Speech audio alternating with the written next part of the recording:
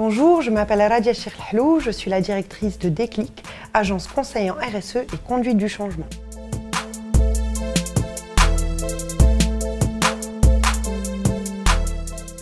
La responsabilité sociétale pour une entreprise implique qu'elle apporte des réponses à ses parties prenantes les plus vulnérables ou les plus stratégiques.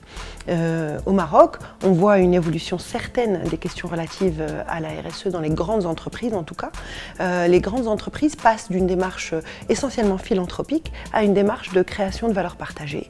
C'est-à-dire qu'elles vont aller au-delà du soutien à des associations ou à des causes. Elles vont plus s'impliquer pour générer encore plus d'impact positif pour leurs parties prenantes et pour leur écosystème. Pour l'entreprise marocaine, il s'agit de pousser un peu ses frontières pour intégrer les enjeux sociaux et sociétaux et bien sûr environnementaux et être plus à l'écoute des parties prenantes et s'inscrire dans l'écosystème de développement le plus proche de son activité. Les entreprises s'engagent d'abord pour réduire leurs impacts négatifs sur la société et l'environnement. C'est d'abord le socle même de la RSE, c'est résorber autant que faire se peut les impacts négatifs liés à l'activité de l'entreprise.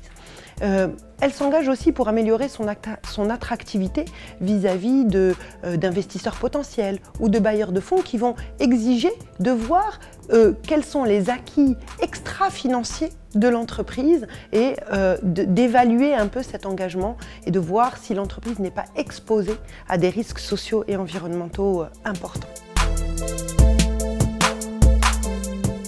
Il n'y a pas de lien de cause à effet direct et scientifiquement prouvé.